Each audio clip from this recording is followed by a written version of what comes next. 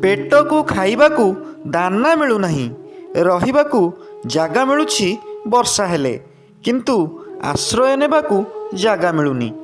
ଯାହା ବାରଣ୍ଡାରେ 2-3 ଘଣ୍ଟା ଅପେକ୍ଷା କଲେ ଦାନା ଦେଉଛନ୍ତି।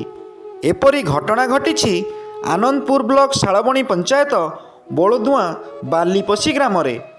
ଦୁଃଖ ନାୟକ ପରିବାର କହିଲେ ସ୍ୱାମୀ କଳାକାର ନାୟକ ଦୀର୍ଘ 25 ବର୍ଷ ହେବ ଆରପାରିରେ।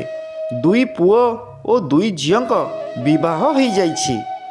2 ପୁଅର ବଡ଼ ପୁଅ ବୋହୂ ମାଆକୁ ଅତ୍ୟାଚାର କରୁଛନ୍ତି ଏବଂ ସାନ ପୁଅ ବୋହୂ ଜଣେ ବିଧବା ଅଛି। ସାନ ବୋହୂ କିଛି ଦିନ ଦେଲେ ଦେଉଛି, ନହେଲେ ଦେଉନାହିଁ। ବଡ଼ ପୁଅ ବୋହୂ କଥା ନ କହିବା ଭଲ।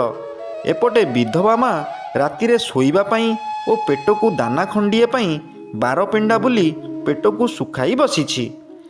କିଏ ଦୟା ପାଇ ଭାତ ଖଣ୍ଡେ ଦେଉଛି ତ କିଏ ଦେଉନାହିଁ। ଏପଟେ ବିଧବା ଭତ୍ତା ଏବଂ ରାସନ କାର୍ଡ଼ ପାଇଁ ଜନଶୁଣାଣି ଧାଇଁ ଧାଇଁ ନୟନ୍ତ ହେଲେଣି। ନା କାର୍ଡ଼ ନା ଭତ୍ତା ଖଣ୍ଡିଏ ମିଳୁଛି। ବାକି ରହିଲା କେବେ ମିଳିବ ଭତ୍ତା ଓ ରେସନ କାର୍ଡ଼।